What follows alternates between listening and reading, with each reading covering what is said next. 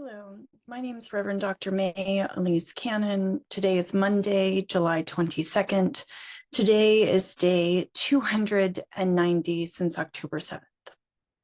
The big news over the weekend was the decision by President Joe Biden to not run for re-election come November and to endorse his Vice President Kamala Harris. Also, I heard today that Nancy Pelosi has endorsed Harris to be the Democratic nominee for president. What would Kamala Harris's foreign policy be on Israel? According to Reuters, they reported this weekend that although as Vice President Harris has mostly echoed Biden in firmly backing Israel's right to defend itself after the Hamas militants carried out their October 7th attacks, she has at times stepped out slightly ahead of the president in criticizing Israel's military approach. According to Reuters, in March, she, quote, bluntly criticized Israel, end quote, saying that it was not doing enough to ease a humanitarian catastrophe, speaking specifically about their ground invasion related to Rafah. Later on in March, Harris did not rule out the, quote, consequences, end quote, when the full-scale invasion of Rafah, if that were to occur. So there has been a question about if Harris were to become president, might she take a stronger stance than Biden in response to Israel's policy? That's kind of a conversation among analysts. President Biden's approach, he has been identified by some analysts as a Zionist. Harris is 59 years old. It's been stated that she does not have the same connections to the state of Israel that President Biden has had. This is all directly from that article in Reuters. She maintains closer ties to certain progressives in the Democratic Party, some of whom have pressed Biden to attach conditions to U.S. weapons sales to Israel, particularly out of concerns for the high number of civilian casualties that have happened in Gaza. But in general, there is not an expectation that her policies would be all that different vis-a-vis Israel. There is a thought that in relation to Iran, that she could also be expected to hold firm against Iran, particularly in response to their nuclear advances that have increased U.S. condemnation. And so that has been a part of the discussion as well. So what's the news been beyond that in the last 24 hours or so? Al Jazeera just reported, this is being recorded at about 7:00 p.m. Eastern Standard Time here in Washington, D.C., that at least 70 Palestinians have been killed and over 200 wounded following the launch of a new Israeli assault on eastern Khan Yunis, according to health officials in Gaza. Air attacks and artillery shelling came minutes after the military ordered the evacuation that Palestinian civil defense in Gaza says will affect more than 400,000 people. In the West Bank right now, and again, this is 7 p.m. Eastern Time, there are clashes that are happening in Tulkarem in the occupied West Bank. One Palestinian man has been wounded. He was shot in the chest by Israeli soldiers. There's fighting between soldiers and local Palestinian fighters, according to local media reports. There's a power outage in the city of Tulkarem that has persisted since the beginning of the raid.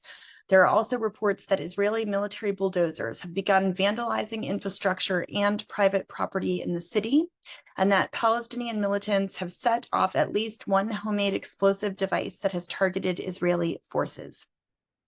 In terms of ceasefire and hostage negotiations, the Israeli Defense Forces said that Israeli hostages Alex Dancing, 76 years old, and Yagev Bushtab, 34, that they were killed several months ago in Gaza. Their bodies are still being held by Hamas. The IDF did not detail the circumstances of their death, but it noted that all possibilities are being investigated, that at least one of them was killed by Israeli strikes. released hostage Zahar Calderon, 17, put on her Instagram account that she had met Bushtab in Gaza and that she was with him for a few days in the same place until they transferred him. And she wrote that her heart hurts because I know that he was alive and that the state, referring to Israel, could have saved him. Far-right finance minister in Israel, Smotrich, said that during his religious Zionism faction meeting in the Knesset, unfortunately, the high command in the IDF does not know its place.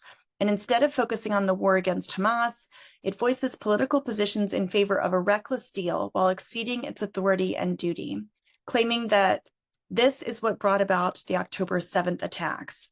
He said, this is Smotrich, quote, stop talking and preaching, keep fighting and killing, end quote. A group of prominent religious Zionists, rabbis, published a letter expressing opposition to a hostage deal, writing that the price required for their release endangers the citizens of this country, referring to Israel, and that the public cannot accept the conditions of withdrawing from Gaza and end the war before Hamas is subdued. In Gaza, the IDF began operations in eastern Han Yunis. That was also the report that I talked about from Al Jazeera. This is from Haaretz. They called on residents to evacuate to the west. That was also the report that I mentioned earlier. The health ministry reported that 37 people were killed and more were wounded in Israeli strikes. The IDF said that an officer was also killed today in a grenade explosion in Gaza that did not occur during combat, and that the military police have opened an investigation. According to the health ministry in Gaza, the death toll is now more than 39,000 people, 39,006 people killed in Gaza. And those wounded is now more than 89,818 wounded since October 7th. Prime Minister Netanyahu said before departing to the United States that he would affirm in his congressional address that Israel will remain Washington's ally no matter who is elected president. In Israel, a Canadian national landed on Sunday, yesterday, and attempted to stab residents of an Israeli community at Netev Asara in southern Israel near the border of Gaza. He was shot and killed by a member of its security squad, police said. And also in Israel, a waitress at a bar was arrested at her workplace for wearing a shirt that had an inscription in Arabic on it. It read, "Marching for Palestine." Her attorney told Haaretz that she's suspected of disturbing the peace. She was released from police custody several hours later and told to return for questioning. In Israel, the number of soldiers that have requested mental health care has risen drastically, according to data from the Israel Trauma and Resiliency Center. The calls and conversations reveal significant distress. There also, since Memorial Day, there was a suicide of one of the reservists who had fought in the Gaza border communities after the October 7th attacks. Last month, we're seeing a spike in the number of calls and their severity. That was reported in the Israeli news today.